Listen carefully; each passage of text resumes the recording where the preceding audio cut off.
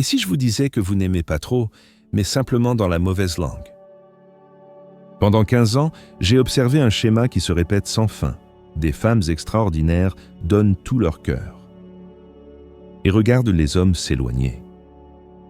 Pas parce qu'elles aiment mal, mais parce qu'elles ne parlent pas notre langue.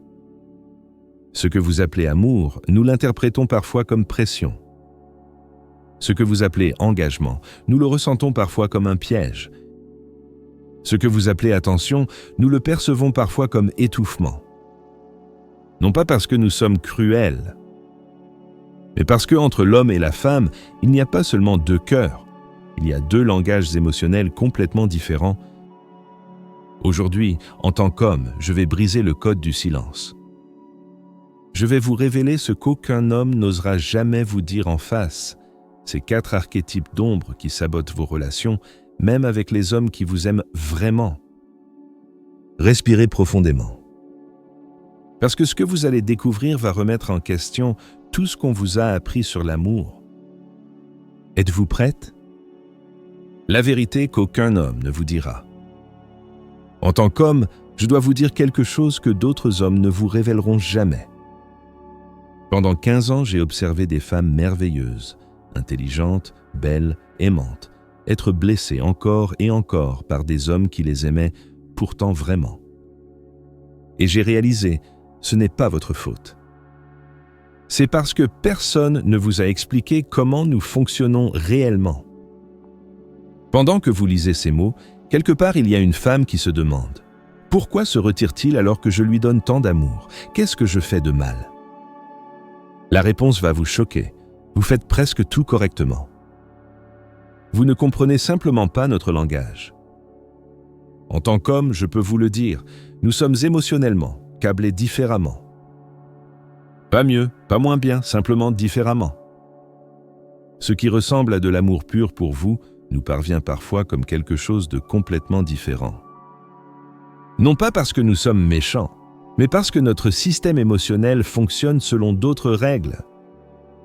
Je vais vous montrer 4 choses que vous faites probablement quotidiennement et qui poussent inconsciemment chaque homme, même le plus amoureux, à prendre ses distances. Ces découvertes viennent d'un homme qui a vu comment ces schémas détruisent même les relations les plus solides. Êtes-vous prête à comprendre ce qui se passe vraiment dans notre tête? Laissez-moi vous expliquer en tant qu'homme ce qui se passe réellement dans notre esprit. Je sais que cela paraît dur, mais je vous dois la vérité. La plupart des hommes ne vous diront jamais honnêtement pourquoi ils se retirent. Non pas parce que nous sommes méchants, mais parce que souvent nous ne le comprenons pas nous-mêmes. Mais moi, je le comprends. Et je vais vous l'expliquer. Imaginez que vous parlez couramment allemand, mais que l'homme que vous aimez ne comprend que l'anglais. Vous pouvez prononcer les mots les plus beaux et les plus aimants, mais il ne les comprend pas. Pire encore, il les interprète parfois de travers. C'est exactement comme ça entre l'émotivité masculine et féminine. Nous, les hommes, aimons différemment de vous. Là où vous créez la sécurité par la proximité, nous la créons par le défi. Là où vous montrez l'amour en donnant, nous le ressentons en conquérant. Cela ne fait pas de nous de moins bonnes personnes, cela fait de nous des personnes différentes. Carl Jung a dit « Ce que nous ne comprenons pas, nous l'appelons destin ». Entre l'homme et la femme, ce ne sont pas seulement des sentiments qui agissent, mais des archétypes, des schémas ancestraux inscrits dans notre psyché. Si vous ne les reconnaissez pas, vous les répétez comme un scénario invisible. Voici ce qu'aucun homme ne vous dira, mais que chacun de nous ressent. Quand une femme nous donne trop tôt, quelque chose se déclenche dans notre subconscient. Nous ne pensons pas consciemment, elle est désespérée. Mais nous ressentons, c'était trop facile. C'est comme dans un jeu vidéo. Si vous atteignez immédiatement le niveau le plus élevé sans avoir maîtrisé aucun défi, vous perdez l'intérêt. Non pas parce que le jeu est mauvais, mais parce que vous n'avez pas mérité votre succès. Brutalement honnête, c'est exactement comme ça que nous fonctionnons aussi en amour. Chacun de ces 4 pièges est comme un archétype d'ombre, une énergie déformée. La donneuse est la mère déformée qui donne tout et se perd elle-même. L'insécure porte l'ombre blessée de l'enfant intérieur. La femme satellite oublie sa propre reine et devient la lune qui ne fait que refléter. Et la femme qui dit toujours oui est la femme sans frontières, une toile vide, au lieu d'être l'héroïne de sa propre histoire. Archétype d'ombre 1. La mère déformée, la donneuse. Je dois vous avouer quelque chose. Quand une femme me fait des cadeaux dès la première semaine, veut résoudre mes problèmes et est constamment là pour moi, cela ne déclenche pas de la gratitude en moi. Cela déclenche de la confusion. Mon cerveau se demande « Que veut-elle de moi ? Pourquoi donne-t-elle autant avant que j'aie prouvé que j'en vaux la peine ?» Ne me comprenez pas mal, c'est magnifique que vous ayez un si grand cœur.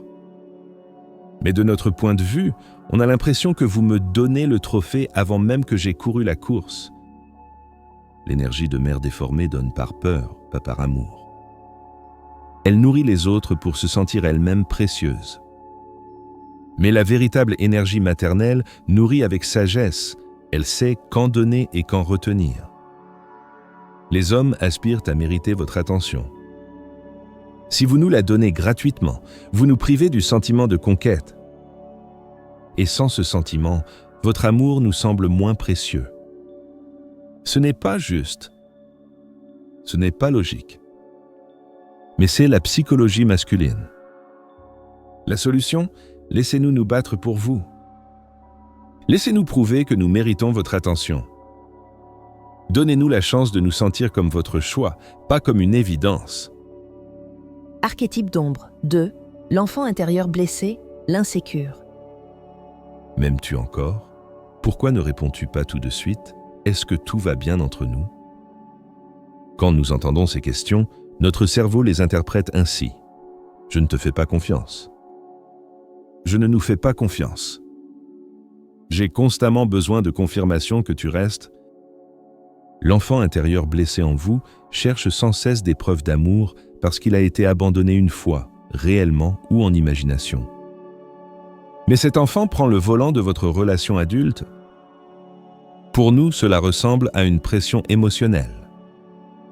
Non pas parce que nous sommes sans cœur, mais parce que nous avons l'impression de devoir constamment apaiser vos peurs au lieu de profiter de la relation. Nous sommes attirés par les femmes qui dégagent une force émotionnelle. Pas de la froideur, de la force. Une femme qui sait qu'elle a de la valeur, même si nous ne le disons pas à voix haute sur le moment. Voici un secret, nous respectons les femmes qui n'ont pas constamment besoin de notre validation. Et le respect est pour nous la fondation de l'amour. La version guérie de cet archétype est la fille sage, curieuse, vivante, mais sûre d'elle-même. Elle ne demande pas par peur, mais par véritable intérêt. Archétype d'ombre 3. La reine oubliée, la femme satellite. Cela va être difficile à entendre, mais je dois le dire, rien ne rend un homme plus rapidement désintéressé qu'une femme qui réorganise toute sa vie autour de lui. Du point de vue masculin, voici ce que nous voyons. Nous rencontrons une femme fascinante. Elle a ses propres projets, ses amis, ses hobbies, ses rêves. C'est attirant. Une femme avec sa propre vie est comme un livre captivant que nous avons envie de découvrir. Mais ensuite, quelque chose se produit. Soudain, tout son univers tourne autour de nous. Elle annule ses projets quand nous appelons. Ses amis la voient à peine. Ses hobbies sont négligés. Et vous savez quoi ? Cela ne nous rend pas fiers. Cela nous met mal à l'aise. L'énergie de reine est souveraine, autodéterminée, complète en elle-même. Elle possède son propre royaume, ses valeurs, ses rêves, ses limites. Quand cette énergie est oubliée, la reine devient un satellite qui ne fait que graviter autour des autres. Pourquoi ? Parce que nous pensons inconsciemment, sa vie avait-elle si peu de valeur qu'elle pouvait simplement l'abandonner pour moi ? La femme qui nous fascinait à l'origine, celle avec la vie riche et intéressante, a disparu. À la place, nous avons maintenant quelqu'un qui attend. Qui est toujours disponible ? Qui orbite autour de notre attention ? Cela ne ressemble pas à de l'amour. Cela ressemble à une responsabilité. Archétype d'ombre 4. La toile vide, la femme qui dit toujours oui. Voici quelque chose qui nous déroute, nous les hommes. Quand une femme ne dit jamais non, nous la respectons moins.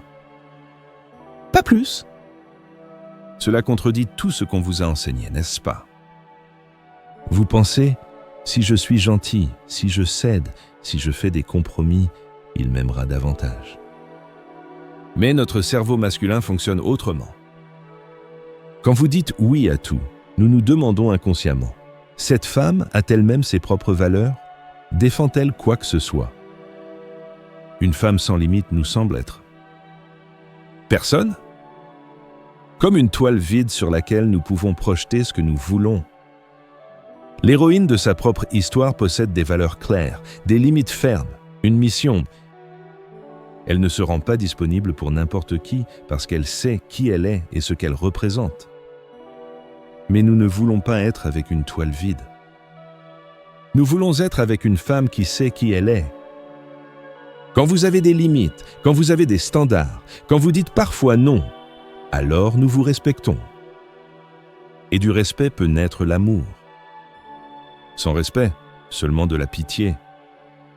Maintenant que vous voyez le schéma, voici comment le briser. Ce n'est absolument pas une histoire sur les hommes. C'est une histoire sur vous, sur la femme qui a oublié qu'elle était feu et qui a passé des années à se demander pourquoi elle se sentait froide. Chaque relation est un miroir qui ne reflète pas ce que nous sommes, mais ce que nous croyons mériter. Et peut-être que l'ironie la plus cruelle de toutes est celle-ci. Au moment précis où vous cessez d'avoir besoin de l'amour pour vous compléter, c'est exactement le moment où vous devenez irrésistible pour eux.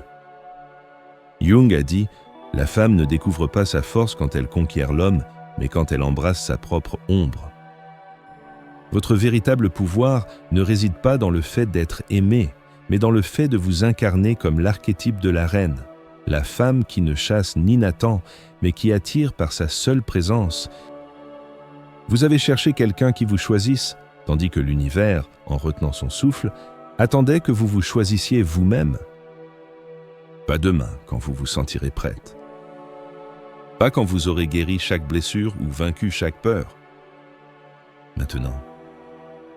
En ce moment même, avec toutes vos contradictions, magnifiques, brisées, brillantes. On n'a jamais vraiment appris à la plupart des femmes ce que signifie se valoriser dans l'amour. On nous a appris à être gentilles, à être choisies, à être assez bonnes pour quelqu'un d'autre. Quelque part en chemin, nous avons intériorisé la croyance que l'amour doit être mérité par l'effort, la perfection ou le sacrifice de soi. Mais le véritable amour, l'amour sain, ne vous demande pas de vous abandonner. Il n'exige pas que vous rapetissiez, poursuiviez, prouviez ou plaisiez. Il vous demande de vous présenter tel que vous êtes, complète, courageuse, authentique. Réclamer votre pouvoir ne signifie pas jouer à des jeux ou paraître distante. Cela signifie assumer votre valeur sans excuse. Cela signifie savoir que votre valeur n'est pas quelque chose qui monte ou descend selon la façon dont un homme vous traite. Elle est constante. Elle est enracinée. Et elle commence et se termine par la façon dont vous vous traitez vous-même. Vous n'êtes pas trop... Vous ne demandez pas trop. Vous êtes enfin prête à cesser de vous contenter de trop peu. Vous n'avez pas besoin de donner trop pour être aimé. Vous n'avez pas besoin de validation constante pour vous sentir en sécurité. Vous n'avez pas besoin de faire tourner votre monde autour d'un homme pour garder son attention. Et vous ne devez jamais, au grand jamais, abaisser vos standards pour ne pas être seul. Au moment où vous cessez de vous trahir pour l'amour, c'est le moment où vous devenez magnétique pour eux. Car voici le secret. Les femmes de haute valeur ne chassent pas les relations, elles les attirent.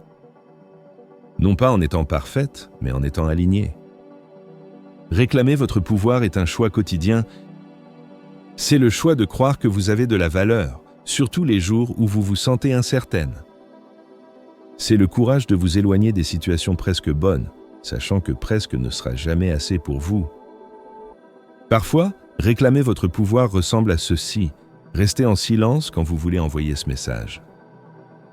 Parfois, cela ressemble à rester chez vous pour prendre soin de vous-même au lieu de vous plier pour quelqu'un qui n'appelle qu'à la dernière minute. Parfois, cela signifie faire le deuil de la version de vous qui pensait que l'amour signifiait tout donner. Mais de l'autre côté de ce deuil se trouve la liberté. Liberté du doute de soi. Liberté des dynamiques toxiques.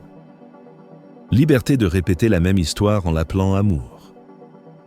La femme que vous étiez avant que le monde vous dise de vous faire plus petite est toujours là. Elle n'est pas perdue, elle dort. Et elle a rêvé de ce moment où vous vous souviendriez enfin que votre amour ne devrait jamais être un sacrifice. Il devrait être une révolution. Réveillez-la! Épilogue, le moment de vérité. Il y a deux types de femmes dans ce monde. Celles qui attendent d'être choisies et celles qui se choisissent elles-mêmes. La différence entre ces deux femmes n'est pas le destin. Ce n'est pas la chance. Ce n'est de même pas l'amour qu'elles reçoivent. C'est un seul moment de décision.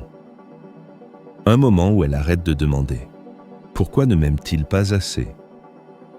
et commencent à demander « Pourquoi est-ce que je me trahis pour quelqu'un qui ne me voit pas ?» Ce moment précis est votre renaissance. Jung l'a dit avec une clarté brutale, « Je ne suis pas ce qui m'est arrivé. Je suis ce que je choisis de devenir. » Pendant des années, vous avez été façonné par ce qui vous est arrivé, par les hommes qui sont partis, par les cœurs brisés, par les nuits passées à vous demander ce qui n'allait pas chez vous. Mais aujourd'hui, vous choisissez ce que vous devenez.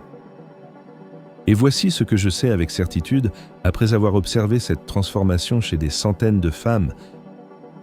Le moment où vous décidez que vous valez plus que des miettes, ce moment précis, tout change. Pas demain. Pas quand il reviendra. Pas quand vous serez prête. Maintenant. Parce que votre vie n'attend pas votre permission pour commencer. Elle attend votre courage. Alors voici ma dernière question pour vous. Dans un an, qui voulez-vous être? La femme qui lit encore des articles sur comment le faire revenir? Ou la femme qui est devenue si magnétique, si complète, si vibrante dans sa propre lumière, que les hommes de qualité sont naturellement attirés vers elle, comme des papillons vers une flamme? Le choix n'a jamais été le sien. Le choix a toujours été le vôtre. Et si vous êtes vraiment prête, si chaque cellule de votre être crie « assez », alors ne vous contentez pas de lire ces mots. Incarnez-les. Écrivez Révolution dans les commentaires. Pas pour moi. Pas pour les autres femmes qui lisent ceci. Pour vous. Parce que le premier acte de votre révolution est de déclarer publiquement « Je ne suis plus disponible pour les amours à moitié ». La reine que vous étiez censée être attend. Elle a attendu assez longtemps. Couronnes en place. Révolution en marche. Le monde ne sera plus jamais le même. Et vous? Vous ne serez plus jamais celle qui attend. Vous serez celle qui choisit. Commencez maintenant. Parce qu'un jour n'existe pas sur le calendrier des femmes courageuses.